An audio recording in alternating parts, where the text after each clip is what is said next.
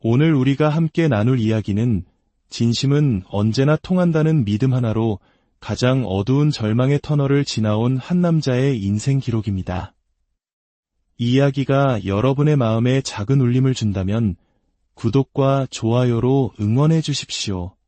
여러분의 그 마음이 저희에게는 큰 힘이 되며 하나님의 축복이 여러분의 삶에 늘 함께하기를 기도하겠습니다. 제 인생은 단 한 번도 밝았던 적이 없었습니다. 어찌하여 나에게만 이런 가혹한 일들이 일어나는지 세상을 원망하며 살아온 날들이 참으로 많았습니다. 하지만 그런 잿빛 같던 제 인생이 하나의 결정적인 사건을 계기로 완전히 뒤바뀌게 되었습니다. 오늘 여러분께 그 길고 길었던 저의 이야기를 들려드리고자 합니다. 저는 어린 시절 누구에게도 선뜻 말하기 힘든 불우한 환경에서 자랐습니다. 어머니는 술집에서 일하는 분이셨고 아버지는 그야말로 세상 사람들이 말하는 깡패였습니다.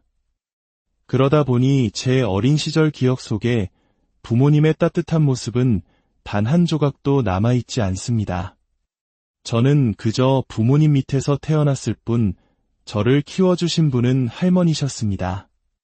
할머니는 언제나 저를 애처롭게 여기셨고 당신의 모든 것을 바쳐 저를 올바르게 키우기 위해 애쓰셨습니다.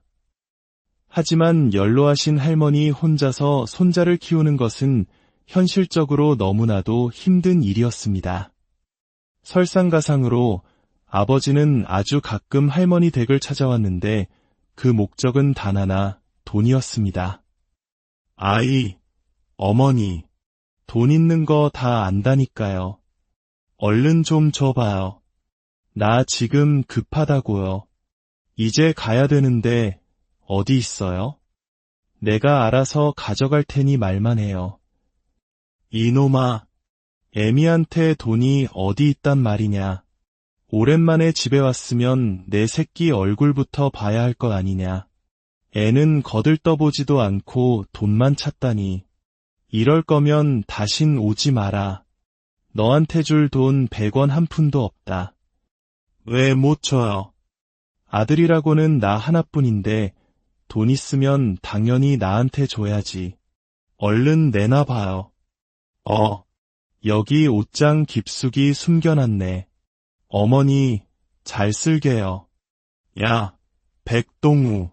할머니 말씀 잘 듣고 있어. 아빠 간다. 이 못된 놈아. 그거 동우 교복 사주려고 삼짓돈 모아둔 거야. 그걸 가져가면 어떡해.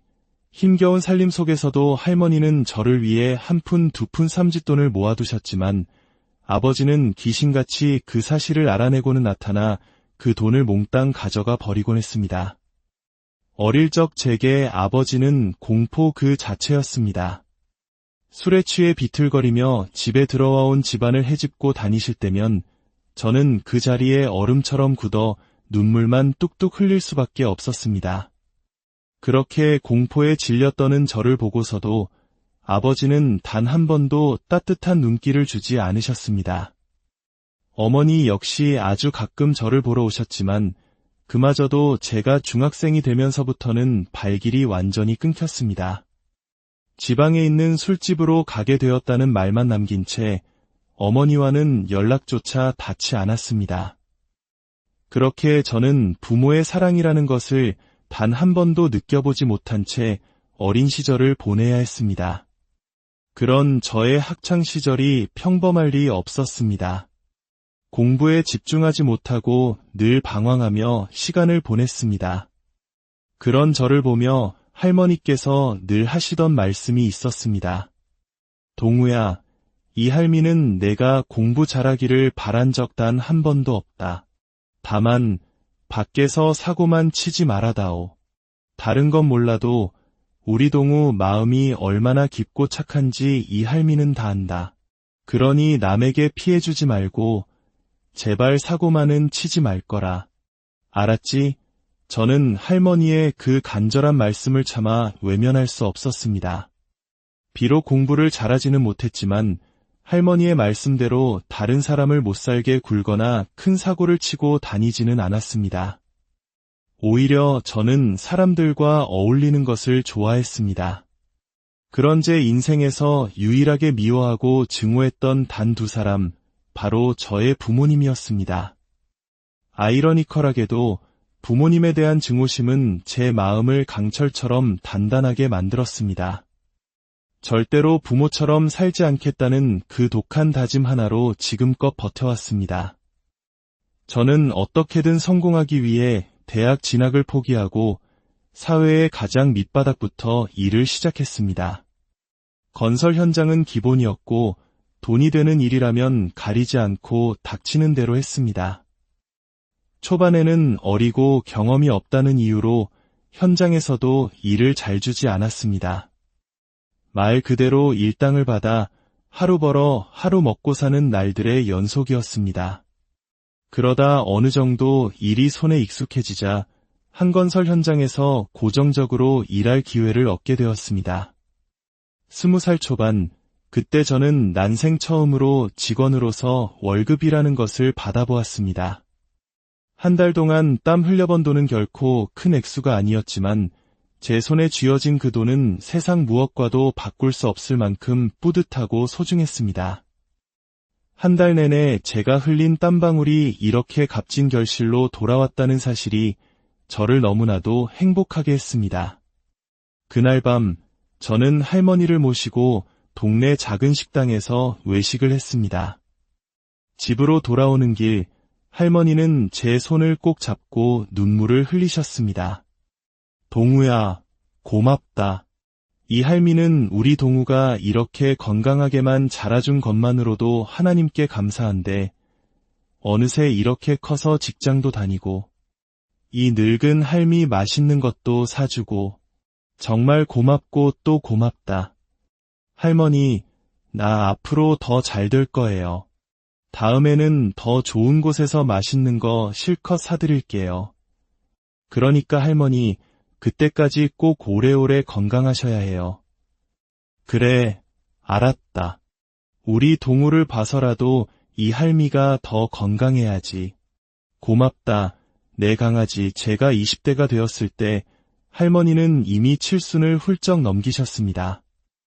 저는 제가 성공하는 그날까지 할머니께서 제 곁에 건강하게 계셔주시기를 간절히 바랐습니다.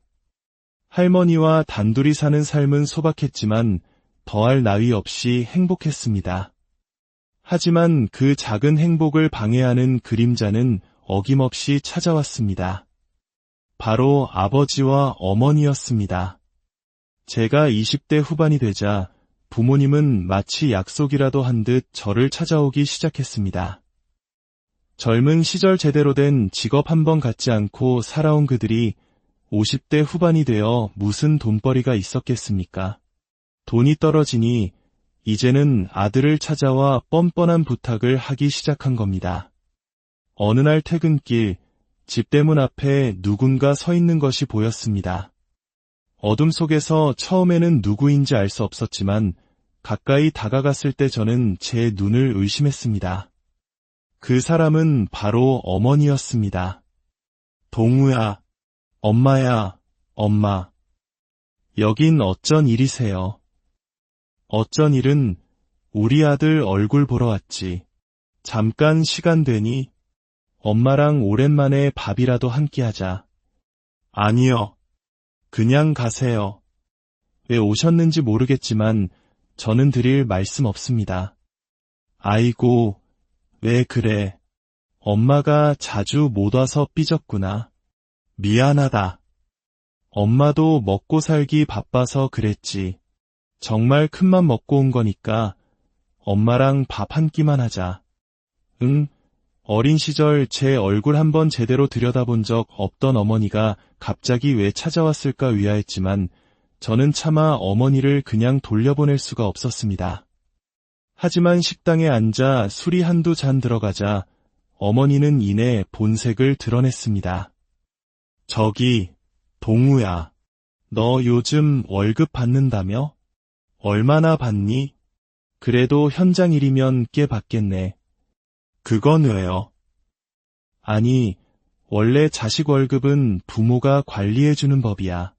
엄마가 돈 관리는 잘하니까 내가 좀 관리해주면 어떠니? 너 일하느라 바쁘잖아. 엄마가 목돈 두둑하게 만들어줄게. 됐어요. 돈 때문에 오신 거면 더는 찾아오지 마세요. 아까도 할머니께서 어머니 보시면 속상해하실까 봐 그냥 나온 겁니다. 다시는 이런 식으로 저 찾아오지 마세요. 언제 절 그렇게 챙기셨다고 이러세요. 어머, 동우야. 너 어떻게 그런 말을 하니? 그래도 내가 내 아들이고 나는 내 하나뿐인 엄마야. 이제 술집 일도 그만뒀어. 솔직히 내가 번 돈 할머니한테 보내주면서 너 키워달라고 했으니까 내가 큰 거지. 내 아빠는 돈 한 푼 안 줬어.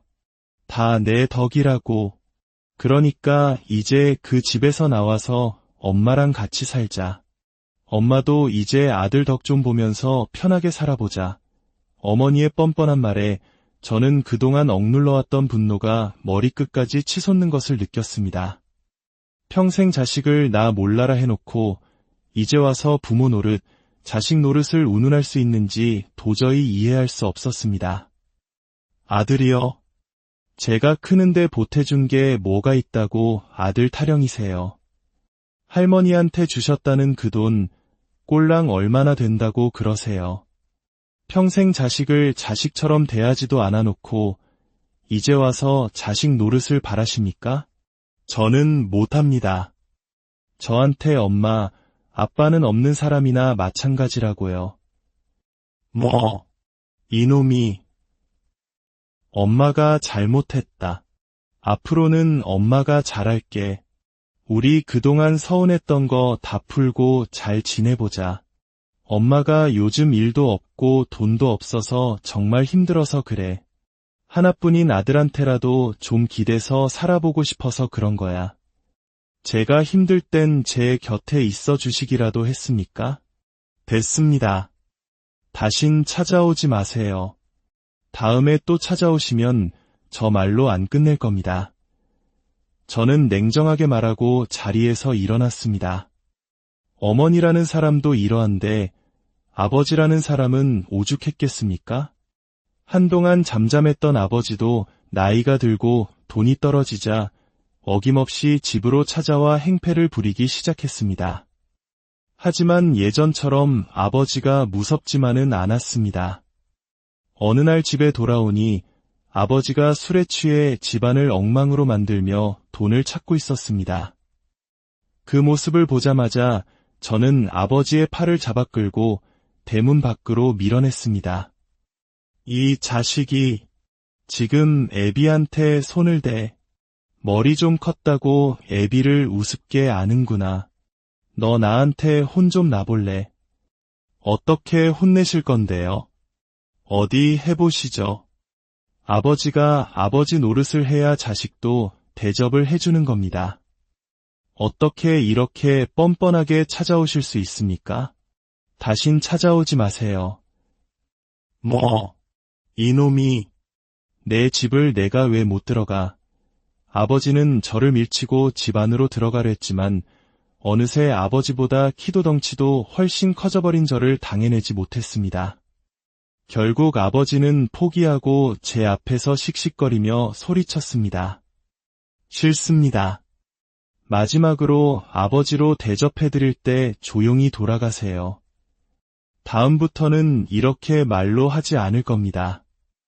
와서 난장판 만들고 싶으시면 각오하고 오셔야 할 겁니다. 할머니는 제가 지킵니다. 아버지는 지금까지 그랬던 것처럼 아버지 인생이나 사세요. 가족을 내팽개치고 멋대로 사셨던 것처럼 앞으로도 쭉 그렇게 사시라고요. 저는 문을 쾅 닫아버렸습니다. 문밖에서 아버지가 고래고래 소리를 질렀지만 저는 아무런 반응도 보이지 않았습니다. 어릴 적 아무것도 하지 못하고 울기만 했던 제가 이제 당당히 아버지를 막아섰다는 사실에 아버지도 꽤나 당황한 듯 보였습니다. 그 후 부모님은 이혼하셨고 각자의 삶을 살아가셨습니다. 저는 그렇게 제 인생에서 부모라는 존재를 완전히 지워버렸습니다. 그러던 중 제 인생에 결코 잊을 수 없는 귀인을 만나게 되었습니다. 제 나이 30살, 저는 컨테이너를 이용해 사업을 하는 한 업체에 들어가게 되었습니다. 그곳은 컨테이너로 농막을 제작하거나 중고 컨테이너를 리모델링하여 판매하는 곳이었습니다. 오랫동안 건축업에 종사하셨던 사장님은 7순이 넘은 연세에도 현장을 지키고 계셨습니다. 저희 할머니와 연배가 비슷하셔서 그런지 저는 사장님과 잘 맞았습니다. 사장님도 제 사정을 아시고는 저를 아들처럼 많이 챙겨주셨습니다. 사장님은 소위 말하는 꼰대 스타일, 고리타분하고 보수적인 분이셨지만 일에 있어서만큼은 배울 점이 정말 많은 분이셨습니다. 일할 때는 독설도 서슴지 않으셨지만 그것이 저에 대한 애정 때문이라는 것을 저는 알고 있었습니다. 야, 백동우. 이걸 이런 식으로 하면 어떡하냐. 배선 정리 똑바로 하라고 내가 몇 번을 말했냐. 아주 귓등으로도 안 듣는구만. 아, 사장님. 지금 하려고 했어요. 다른 거 정리하다가 이제 막 왔는데 그 사이에 어떻게 다 합니까? 어쭈, 이제 말대꾸까지 하네. 너 똑바로 안 하면 쫓겨날 줄 알아. 에이, 저 아니면 사장님 성질 받아주면서 일할 사람 어디 있다고요. 알았어요. 빨리 할 테니 잔소리 좀 그만하세요. 매일같이 티격태격했지만 사장님은 누구보다 세심하고 정이 많은 분이셨습니다. 제가 생각지도 못한 부분까지 챙겨주실 때가 많았습니다. 어느 월급날 사장님은 제게 신발 상자 하나를 툭 던져주셨습니다. 사장님, 이게 뭐예요? 그거 안전화 좀 바꿔 신어라. 젊은 놈이 신발 하나 제대로 된 게 없어. 이러다 다치면 나한테 책임지라고 할 거 아니야. 미리미리 예방하는 거다. 아, 사장님. 저 월급 받으면 사려고 했는데 이거 엄청 좋은 거잖아요. 비싼 거 아니에요. 시끄럽고 원래 이런 건 좋은 걸로 신어야 하는 거야. 이번에만 사주는 거니까 다음부턴 내 돈으로 사 신어. 알았냐? 아주 손이 많이 가는 녀석이야. 이렇게 겉으로는 퉁명스러워도 사장님은 늘 저를 챙겨주셨습니다. 할머니 건강이 안 좋으실 때는 집에서 직접 고아온 사골 국물을 챙겨주셨고 여름이면 휴가 잘 다녀오라며 두둑한 휴가비를 찔러주시기도 했습니다. 저는 그런 사장님을 통해 사람 사는 정을 느꼈습니다. 그곳에서 5년쯤 일했을 때 사장님은 이제 나이가 들어 더는 사업을 운영하기 힘들다며 가게를 정리하겠다고 하셨습니다. 앞으로 뭘 해서 먹고 살아야 하나 막막해하던 제게 사장님은 뜻밖의 제안을 하셨습니다. 동우야, 내가 보기에 넌 이쪽 일에 재능이 있다. 5년 동안 끈질기게 버틴 놈은 내가 처음이야. 앞으로 너도 먹고 살아야 하니 이쪽으로 내 사업 한번 해봐라. 제가요? 사장님도 안 계시는데 제가 어떻게. 이놈아, 인생은 실전이야. 넌 잘할 수 있을 거다. 언제까지 남 밑에서 일할 거냐? 나처럼 너 챙겨주는 사장 만나는 거 쉽지 않아. 사람에게 치여 상처받느니 기술이 있을 때 내 일을 하는 게 낫다. 부족한 건 이 늙은이가 도와줄 테니 한번 해봐. 사장님의 든든한 응원과 지지 덕분에 저는 컨테이너 사업을 시작하게 되었습니다. 사장님은 자신의 노하우를 아낌없이 전수해 주셨고 저 또한 정말 열심히 발로 뛰었습니다. 제 인생의 모토인 진심은 통한다는 말을 가슴에 새기고 모든 일에 진심을 다했습니다. 그러자 정말로 제 진심이 통하기 시작했습니다. 사업은 점차 안정되었고 저는 어느덧 40대가 되어 있었습니다. 그때 제 곁에는 1년 정도 교제해온 여자친구가 있었습니다. 그녀는 너무나 착하고 좋은 사람이었지만 저는 제 불우한 가정환경 때문에 선뜻 결혼 이야기를 꺼내지 못했습니다. 고민 끝에 저는 여자친구에게 저의 모든 과거를 털어놓았습니다. 사실 우리 부모님 다 살아계셔. 연락 끊고 산지 오래지만 아버지는 그리고 어머니는 그래서 난 할머니 손에 자랐어. 너희 집은 참 따뜻하고 좋은데 이런 나라도 괜찮다면 나랑 결혼해 줄래? 제 이야기를 듣는 여자친구의 반응이 어떨지 너무나 두려웠습니다. 하지만 그녀는 뜻밖의 반응을 보였습니다. 동우 씨, 그동안 얼마나 힘들었을까? 지금은 괜찮아. 그런 말이 어디 있어. 당연히 결혼해야지. 내가 결혼한다면 동우 씨랑 해야지. 여자친구는 아무런 편견 없이 저를 있는 그대로 품어주었습니다. 대학을 나오지 않았다는 것도, 현장에서 거친 일을 한다는 것도 그 모든 것을 받아주었습니다. 저는 41살의 나이에 드디어 이 사람과 평생을 함께하기로 결심했습니다. 저는 여자친구를 데리고 할머니께 인사를 드리러 갔습니다. 할머니는 여자친구를 보시고는 얼마나 기뻐하셨는지 모릅니다. 아이고, 우리 동우가 이렇게 예쁜 색시를 데려왔구나. 텔레비전에 나오는 연예인보다 훨씬 예쁘다. 우리 동우 만나줘서 정말 고맙다. 우리 동우가 겉은 무뚝뚝해도 속은 참 착한 아이야. 잘 부탁한다. 할머니, 감사해요. 동우 씨 정말 좋은 사람이에요. 저희 잘 살게요. 할머니와의 만남은 훈훈하게 끝났지만 아직 한 가지 큰 관문이 남아 있었습니다.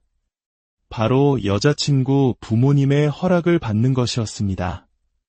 여자친구 집에 첫인사를 드리러 간 날, 집안의 분위기는 처음부터 얼음장처럼 차가웠습니다.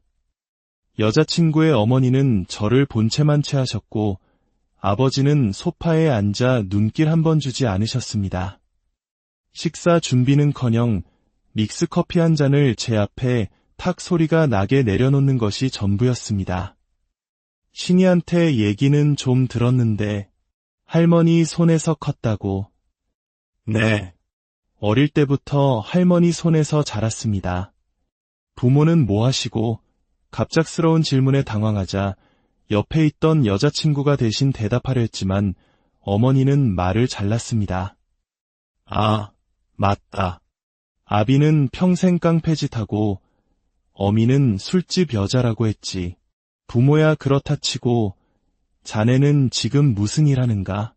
컨테이너 뭐 그런 거 한다는데 그게 대체 무슨 일이야? 네, 어머님.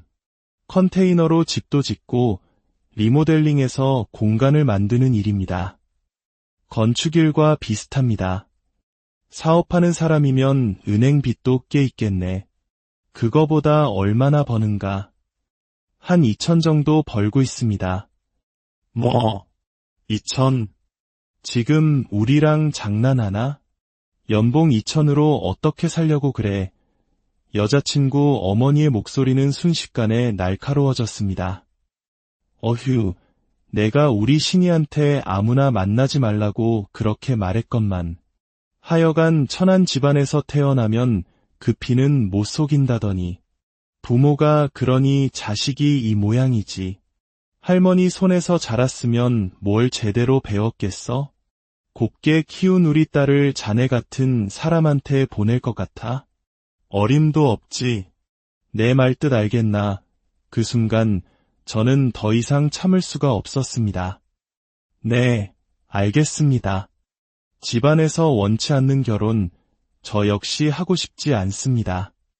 이런 대접받으면서까지 결혼하고 싶은 마음 없습니다. 제가 사랑한 사람은 어머님, 아버님의 따님이지 두 분이 아닙니다.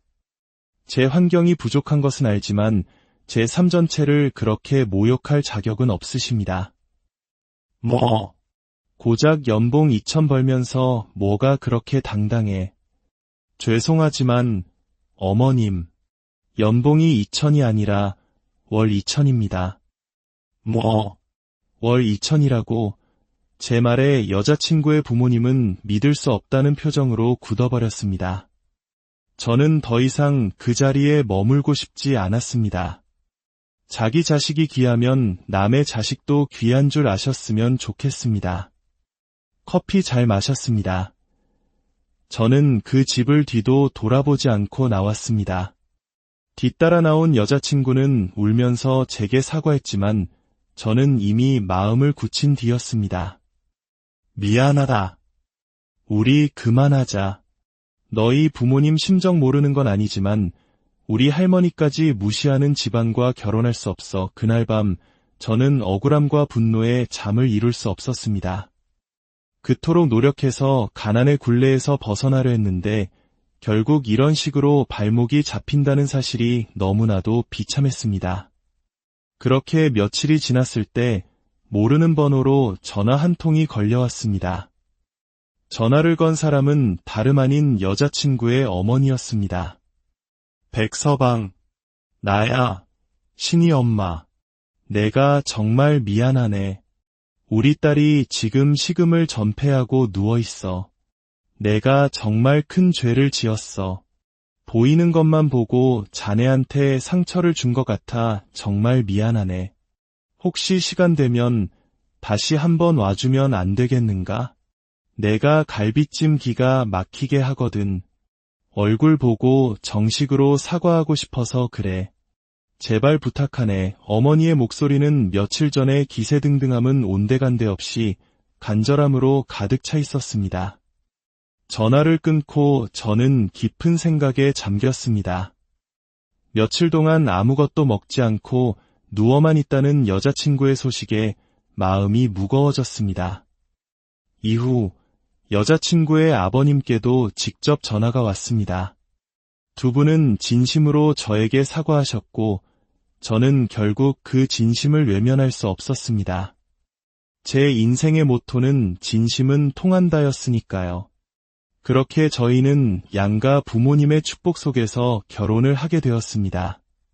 지금 저는 사랑하는 아내와 함께 그리고 평생 저의 버팀목이 되어주신 할머니를 모시고 행복하게 살고 있습니다. 돌이켜보면 제 인생은 어둠으로 가득했습니다. 하지만 그 어둠 속에서도 저를 향한 할머니의 사랑이라는 한 줄기 빛이 있었기에 저는 길을 잃지 않을 수 있었습니다.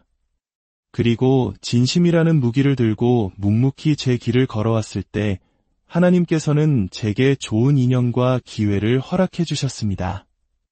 오늘 이 이야기가 지금 어딘가에서 힘든 시간을 보내고 있을 누군가에게 작은 위로와 용기가 되었기를 바랍니다. 당신의 진심은 반드시 통할 것이며 그 끝에는 분명 밝은 빛이 기다리고 있을 것입니다. 여러분의 모든 걸음 위에 오늘 우리가 함께 나눌 이야기는 진심은 언제나 통한다는 믿음 하나로 가장 어두운 절망의 터널을 지나온 한 남자의 인생 기록입니다. 이 이야기가 여러분의 마음에 작은 울림을 준다면 구독과 좋아요로 응원해 주십시오. 여러분의 그 마음이 저희에게는 큰 힘이 되며 하나님의 축복이 여러분의 삶에 늘 함께하기를 기도하겠습니다. 제 인생은 단 한 번도 밝았던 적이 없었습니다. 어찌하여 나에게만 이런 가혹한 일들이 일어나는지 세상을 원망하며 살아온 날들이 참으로 많았습니다. 하지만 그런 잿빛 같던 제 인생이 하나의 결정적인 사건을 계기로 완전히 뒤바뀌게 되었습니다. 오늘 여러분께 그 길고 길었던 저의 이야기를 들려드리고자 합니다. 저는 어린 시절 누구에게도 선뜻 말하기 힘든 불우한 환경에서 자랐습니다. 어머니는 술집에서 일하는 분이셨고 아버지는 그야말로 세상 사람들이 말하는 깡패였습니다. 그러다 보니 제 어린 시절 기억 속에 부모님의 따뜻한 모습은 단 한 조각도 남아있지 않습니다. 저는 그저 부모님 밑에서 태어났을 뿐 저를 키워주신 분은 할머니셨습니다. 할머니는 언제나 저를 애처롭게 여기셨고 당신의 모든 것을 바쳐 저를 올바르게 키우기 위해 애쓰셨습니다. 하지만 연로하신 할머니 혼자서 손자를 키우는 것은 현실적으로 너무나도 힘든 일이었습니다. 설상가상으로 아버지는 아주 가끔 할머니 댁을 찾아왔는데 그 목적은 단 하나, 돈이었습니다.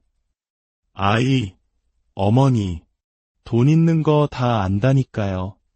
얼른 좀 줘봐요. 나 지금 급하다고요.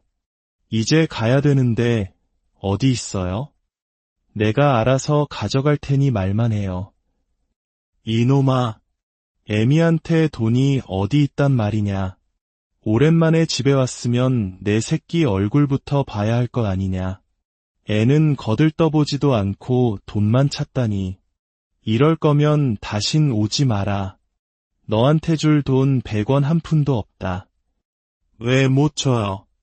아들이라고는 나 하나뿐인데 돈 있으면 당연히 나한테 줘야지.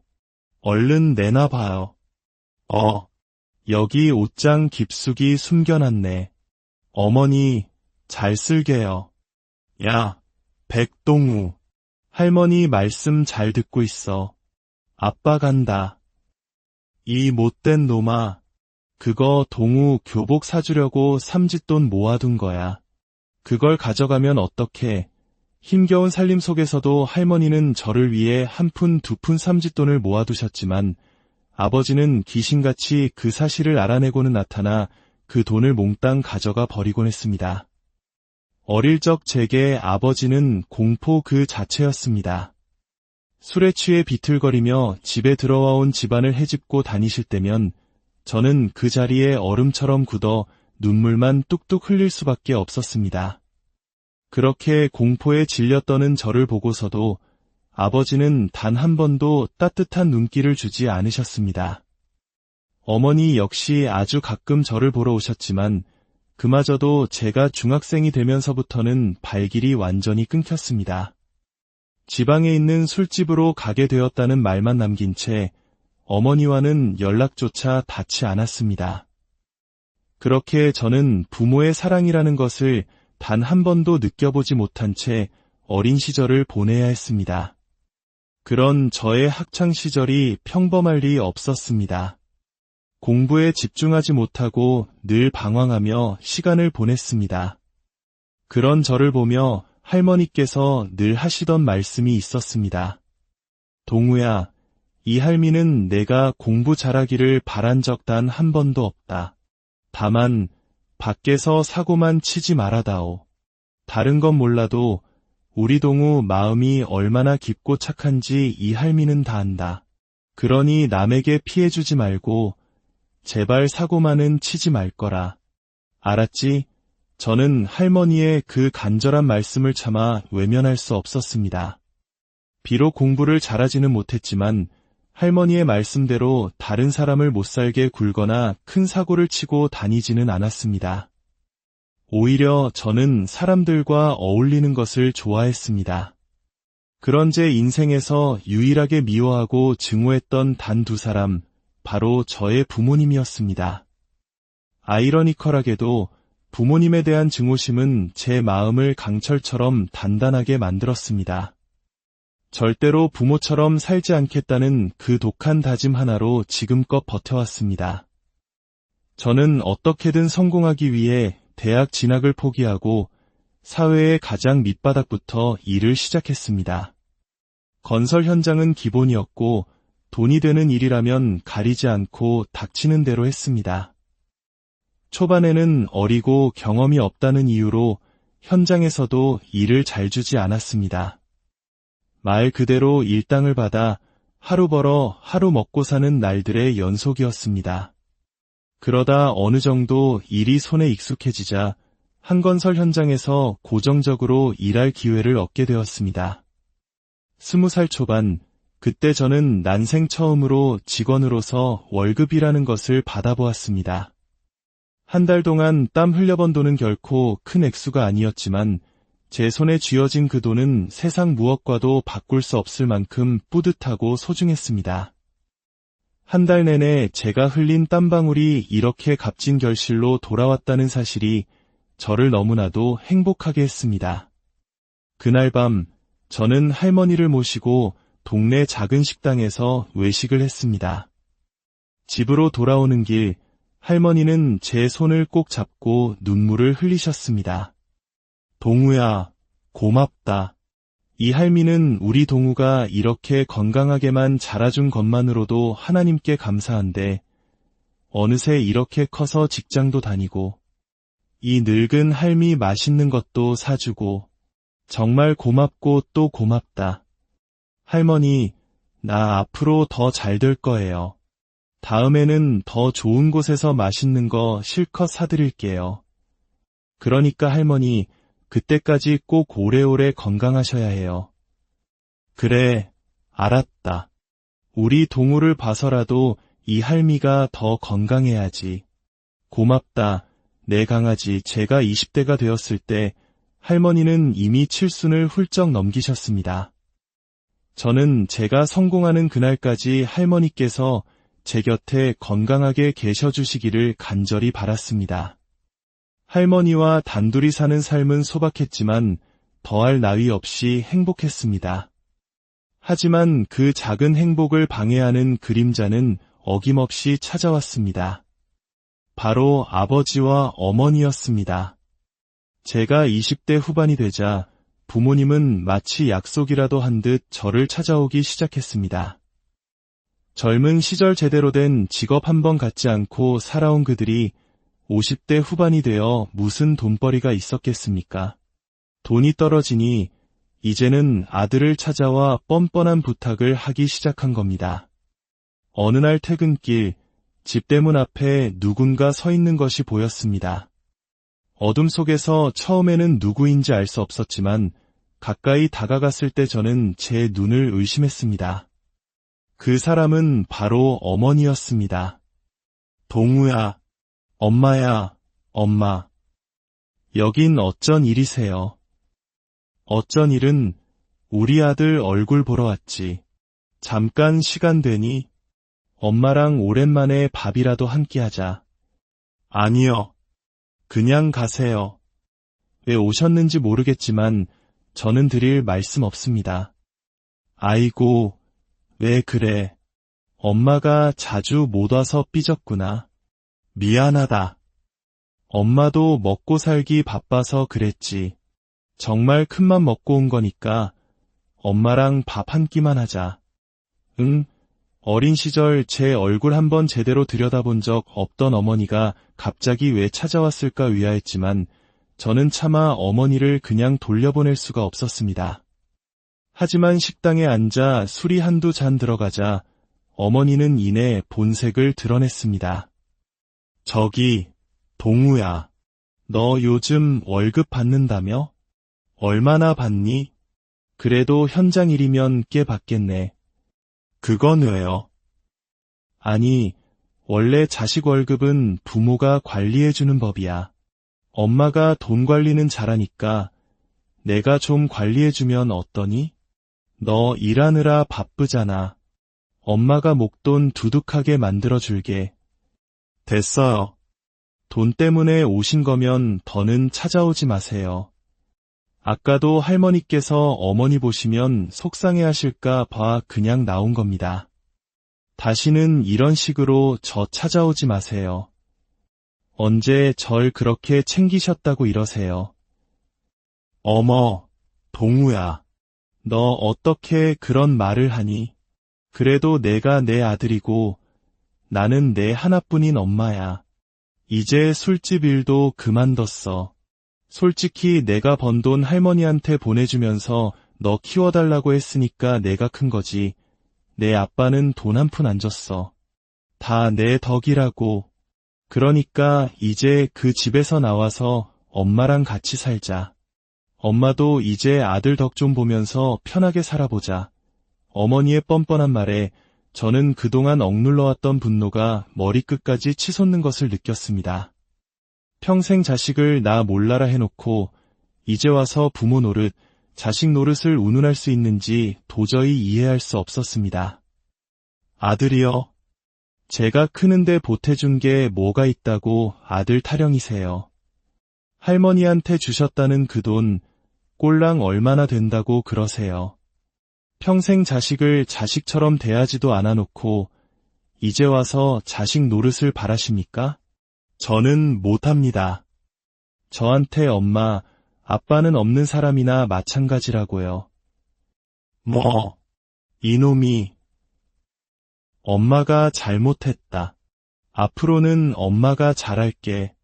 우리 그동안 서운했던 거 다 풀고 잘 지내보자. 엄마가 요즘 일도 없고 돈도 없어서 정말 힘들어서 그래. 하나뿐인 아들한테라도 좀 기대서 살아보고 싶어서 그런 거야. 제가 힘들 땐 제 곁에 있어 주시기라도 했습니까? 됐습니다. 다신 찾아오지 마세요. 다음에 또 찾아오시면 저 말로 안 끝낼 겁니다. 저는 냉정하게 말하고 자리에서 일어났습니다. 어머니라는 사람도 이러한데 아버지라는 사람은 오죽했겠습니까? 한동안 잠잠했던 아버지도 나이가 들고 돈이 떨어지자 어김없이 집으로 찾아와 행패를 부리기 시작했습니다. 하지만 예전처럼 아버지가 무섭지만은 않았습니다. 어느 날 집에 돌아오니 아버지가 술에 취해 집안을 엉망으로 만들며 돈을 찾고 있었습니다. 그 모습을 보자마자 저는 아버지의 팔을 잡아 끌고 대문 밖으로 밀어냈습니다. 이 자식이 지금 애비한테 손을 대. 머리 좀 컸다고 애비를 우습게 아는구나. 너 나한테 혼 좀 나볼래? 어떻게 혼내실 건데요? 어디 해보시죠. 아버지가 아버지 노릇을 해야 자식도 대접을 해주는 겁니다. 어떻게 이렇게 뻔뻔하게 찾아오실 수 있습니까? 다신 찾아오지 마세요. 뭐, 이놈이 내 집을 내가 왜 못 들어가. 아버지는 저를 밀치고 집 안으로 들어가려 했지만 어느새 아버지보다 키도 덩치도 훨씬 커져버린 저를 당해내지 못했습니다. 결국 아버지는 포기하고 제 앞에서 씩씩거리며 소리쳤습니다. 싫습니다. 마지막으로 아버지로 대접해드릴 때 조용히 돌아가세요. 다음부터는 이렇게 말로 하지 않을 겁니다. 와서 난장판 만들고 싶으시면 각오하고 오셔야 할 겁니다. 할머니는 제가 지킵니다. 아버지는 지금까지 그랬던 것처럼 아버지 인생이나 사세요. 가족을 내팽개치고 멋대로 사셨던 것처럼 앞으로도 쭉 그렇게 사시라고요. 저는 문을 쾅 닫아버렸습니다. 문밖에서 아버지가 고래고래 소리를 질렀지만 저는 아무런 반응도 보이지 않았습니다. 어릴 적 아무것도 하지 못하고 울기만 했던 제가 이제 당당히 아버지를 막아섰다는 사실에 아버지도 꽤나 당황한 듯 보였습니다. 그 후 부모님은 이혼하셨고 각자의 삶을 살아가셨습니다. 저는 그렇게 제 인생에서 부모라는 존재를 완전히 지워버렸습니다. 그러던 중 제 인생에 결코 잊을 수 없는 귀인을 만나게 되었습니다. 제 나이 30살, 저는 컨테이너를 이용해 사업을 하는 한 업체에 들어가게 되었습니다.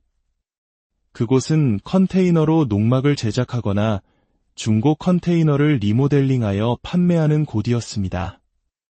오랫동안 건축업에 종사하셨던 사장님은 7순이 넘은 연세에도 현장을 지키고 계셨습니다. 저희 할머니와 연배가 비슷하셔서 그런지 저는 사장님과 잘 맞았습니다. 사장님도 제 사정을 아시고는 저를 아들처럼 많이 챙겨주셨습니다. 사장님은 소위 말하는 꼰대 스타일, 고리타분하고 보수적인 분이셨지만 일에 있어서만큼은 배울 점이 정말 많은 분이셨습니다. 일할 때는 독설도 서슴지 않으셨지만 그것이 저에 대한 애정 때문이라는 것을 저는 알고 있었습니다. 야, 백동우. 이걸 이런 식으로 하면 어떡하냐. 배선 정리 똑바로 하라고 내가 몇 번을 말했냐. 아주 귓등으로도 안 듣는구만. 아, 사장님. 지금 하려고 했어요. 다른 거 정리하다가 이제 막 왔는데 그 사이에 어떻게 다 합니까? 어쭈, 이제 말대꾸까지 하네. 너 똑바로 안 하면 쫓겨날 줄 알아. 에이, 저 아니면 사장님 성질 받아주면서 일할 사람 어디 있다고요. 알았어요. 빨리 할 테니 잔소리 좀 그만하세요. 매일같이 티격태격했지만 사장님은 누구보다 세심하고 정이 많은 분이셨습니다. 제가 생각지도 못한 부분까지 챙겨주실 때가 많았습니다. 어느 월급날 사장님은 제게 신발 상자 하나를 툭 던져주셨습니다. 사장님, 이게 뭐예요? 그거 안전화 좀 바꿔 신어라. 젊은 놈이 신발 하나 제대로 된 게 없어. 이러다 다치면 나한테 책임지라고 할 거 아니야. 미리미리 예방하는 거다. 아, 사장님. 저 월급 받으면 사려고 했는데 이거 엄청 좋은 거잖아요. 비싼 거 아니에요. 시끄럽고 원래 이런 건 좋은 걸로 신어야 하는 거야. 이번에만 사주는 거니까 다음부턴 내 돈으로 사 신어. 알았냐? 아주 손이 많이 가는 녀석이야. 이렇게 겉으로는 퉁명스러워도 사장님은 늘 저를 챙겨주셨습니다. 할머니 건강이 안 좋으실 때는 집에서 직접 고아온 사골 국물을 챙겨주셨고, 여름이면 휴가 잘 다녀오라며 두둑한 휴가비를 찔러주시기도 했습니다. 저는 그런 사장님을 통해 사람 사는 정을 느꼈습니다. 그곳에서 5년쯤 일했을 때 사장님은 이제 나이가 들어 더는 사업을 운영하기 힘들다며 가게를 정리하겠다고 하셨습니다. 앞으로 뭘 해서 먹고 살아야 하나 막막해하던 제게 사장님은 뜻밖의 제안을 하셨습니다. 동우야, 내가 보기에 넌 이쪽 일에 재능이 있다. 5년 동안 끈질기게 버틴 놈은 내가 처음이야. 앞으로 너도 먹고 살아야 하니 이쪽으로 내 사업 한번 해봐라. 제가요? 사장님도 안 계시는데 제가 어떻게... 이놈아, 인생은 실전이야. 넌 잘할 수 있을 거다. 언제까지 남 밑에서 일할 거냐? 나처럼 너 챙겨주는 사장 만나는 거 쉽지 않아. 사람에게 치여 상처받느니 기술이 있을 때 내 일을 하는 게 낫다. 부족한 건 이 늙은이가 도와줄 테니 한번 해봐. 사장님의 든든한 응원과 지지 덕분에 저는 컨테이너 사업을 시작하게 되었습니다. 사장님은 자신의 노하우를 아낌없이 전수해 주셨고 저 또한 정말 열심히 발로 뛰었습니다. 제 인생의 모토인 진심은 통한다는 말을 가슴에 새기고 모든 일에 진심을 다했습니다. 그러자 정말로 제 진심이 통하기 시작했습니다. 사업은 점차 안정되었고 저는 어느덧 40대가 되어 있었습니다. 그때 제 곁에는 1년 정도 교제해온 여자친구가 있었습니다. 그녀는 너무나 착하고 좋은 사람이었지만 저는 제 불우한 가정환경 때문에 선뜻 결혼 이야기를 꺼내지 못했습니다. 고민 끝에 저는 여자친구에게 저의 모든 과거를 털어놓았습니다. 사실 우리 부모님 다 살아계셔. 연락 끊고 산지 오래지만 아버지는 그리고 어머니는 그래서 난 할머니 손에 자랐어. 너희 집은 참 따뜻하고 좋은데 이런 나라도 괜찮다면 나랑 결혼해 줄래? 제 이야기를 듣는 여자친구의 반응이 어떨지 너무나 두려웠습니다. 하지만 그녀는 뜻밖의 반응을 보였습니다. 동우 씨, 그동안 얼마나 힘들었을까? 지금은 괜찮아? 그런 말이 어디 있어. 당연히 결혼해야지. 내가 결혼한다면 동우 씨랑 해야지. 여자친구는 아무런 편견 없이 저를 있는 그대로 품어주었습니다. 대학을 나오지 않았다는 것도, 현장에서 거친 일을 한다는 것도 그 모든 것을 받아주었습니다. 저는 41살의 나이에 드디어 이 사람과 평생을 함께하기로 결심했습니다. 저는 여자친구를 데리고 할머니께 인사를 드리러 갔습니다. 할머니는 여자친구를 보시고는 얼마나 기뻐하셨는지 모릅니다. 아이고, 우리 동우가 이렇게 예쁜 색시를 데려왔구나. 텔레비전에 나오는 연예인보다 훨씬 예쁘다. 우리 동우 만나줘서 정말 고맙다. 우리 동우가 겉은 무뚝뚝해도 속은 참 착한 아이야. 잘 부탁한다. 할머니, 감사해요. 동우 씨 정말 좋은 사람이에요. 저희 잘 살게요. 할머니와의 만남은 훈훈하게 끝났지만 아직 한 가지 큰 관문이 남아 있었습니다. 바로 여자친구 부모님의 허락을 받는 것이었습니다. 여자친구 집에 첫인사를 드리러 간 날, 집안의 분위기는 처음부터 얼음장처럼 차가웠습니다. 여자친구의 어머니는 저를 본체만 체하셨고, 아버지는 소파에 앉아 눈길 한 번 주지 않으셨습니다. 식사 준비는커녕 믹스커피 한 잔을 제 앞에 탁 소리가 나게 내려놓는 것이 전부였습니다. 신이한테 얘기는 좀 들었는데 할머니 손에서 컸다고. 네.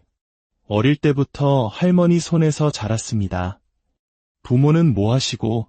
갑작스러운 질문에 당황하자 옆에 있던 여자친구가 대신 대답하려 했지만 어머니는 말을 잘랐습니다. 아, 맞다. 아비는 평생 깡패짓하고 어미는 술집 여자라고 했지. 부모야 그렇다 치고 자네는 지금 무슨 일 하는가? 컨테이너 뭐 그런 거 한다는데 그게 대체 무슨 일이야? 네, 어머님. 컨테이너로 집도 짓고 리모델링해서 공간을 만드는 일입니다. 건축일과 비슷합니다. 사업하는 사람이면 은행 빚도 꽤 있겠네. 그거보다 얼마나 버는가? 한 2천 정도 벌고 있습니다. 뭐? 2천? 지금 우리랑 장난하나? 연봉 2천으로 어떻게 살려고 그래? 여자친구 어머니의 목소리는 순식간에 날카로워졌습니다. 어휴, 내가 우리 신이한테 아무나 만나지 말라고 그렇게 말했건만. 하여간 천한 집안에서 태어나면 그 피는 못 속인다더니. 부모가 그러니 자식이 이 모양이지. 할머니 손에서 자랐으면 뭘 제대로 배웠겠어? 곱게 키운 우리 딸을 자네 같은 사람한테 보낼 것 같아? 어림도 없지. 내 말 뜻 알겠나? 그 순간 저는 더 이상 참을 수가 없었습니다. 네, 알겠습니다. 집안에서 원치 않는 결혼, 저 역시 하고 싶지 않습니다. 이런 대접받으면서까지 결혼하고 싶은 마음 없습니다. 제가 사랑한 사람은 어머님, 아버님의 따님이지 두 분이 아닙니다. 제 환경이 부족한 것은 알지만 제 삶 전체를 그렇게 모욕할 자격은 없으십니다. 뭐? 고작 연봉 2천 벌면서 뭐가 그렇게 당당해. 죄송하지만 어머님, 연봉이 2천이 아니라 월 2천입니다. 뭐? 월 2천이라고? 제 말에 여자친구의 부모님은 믿을 수 없다는 표정으로 굳어버렸습니다. 저는 더 이상 그 자리에 머물고 싶지 않았습니다. 자기 자식이 귀하면 남의 자식도 귀한 줄 아셨으면 좋겠습니다. 커피 잘 마셨습니다. 저는 그 집을 뒤도 돌아보지 않고 나왔습니다. 뒤따라 나온 여자친구는 울면서 제게 사과했지만 저는 이미 마음을 굳힌 뒤였습니다. 미안하다. 우리 그만하자. 너희 부모님 심정 모르는 건 아니지만 우리 할머니까지 무시하는 집안과 결혼할 수 없어 그날 밤 저는 억울함과 분노에 잠을 이룰 수 없었습니다. 그토록 노력해서 가난의 굴레에서 벗어나려 했는데 결국 이런 식으로 발목이 잡힌다는 사실이 너무나도 비참했습니다. 그렇게 며칠이 지났을 때 모르는 번호로 전화 한 통이 걸려왔습니다. 전화를 건 사람은 다름 아닌 여자친구의 어머니였습니다. 백서방, 나야, 신이 엄마. 내가 정말 미안하네. 우리 딸이 지금 식음을 전폐하고 누워있어. 내가 정말 큰 죄를 지었어. 보이는 것만 보고 자네한테 상처를 준 것 같아 정말 미안하네. 혹시 시간 되면 다시 한번 와주면 안 되겠는가? 내가 갈비찜 기가 막히게 하거든. 얼굴 보고 정식으로 사과하고 싶어서 그래. 제발 부탁하네. 어머니의 목소리는 며칠 전에 기세등등함은 온데간데 없이 간절함으로 가득 차 있었습니다. 전화를 끊고 저는 깊은 생각에 잠겼습니다. 며칠 동안 아무것도 먹지 않고 누워만 있다는 여자친구의 소식에 마음이 무거워졌습니다. 이후 여자친구의 아버님께도 직접 전화가 왔습니다. 두 분은 진심으로 저에게 사과하셨고 저는 결국 그 진심을 외면할 수 없었습니다. 제 인생의 모토는 진심은 통한다였으니까요. 그렇게 저희는 양가 부모님의 축복 속에서 결혼을 하게 되었습니다. 지금 저는 사랑하는 아내와 함께 그리고 평생 저의 버팀목이 되어주신 할머니를 모시고 행복하게 살고 있습니다. 돌이켜보면 제 인생은 어둠으로 가득했습니다. 하지만 그 어둠 속에서도 저를 향한 할머니의 사랑이라는 한 줄기 빛이 있었기에 저는 길을 잃지 않을 수 있었습니다.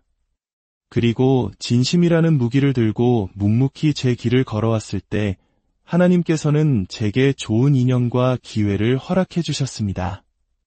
오늘 이 이야기가 지금 어딘가에서 힘든 시간을 보내고 있을 누군가에게 작은 위로와 용기가 되었기를 바랍니다.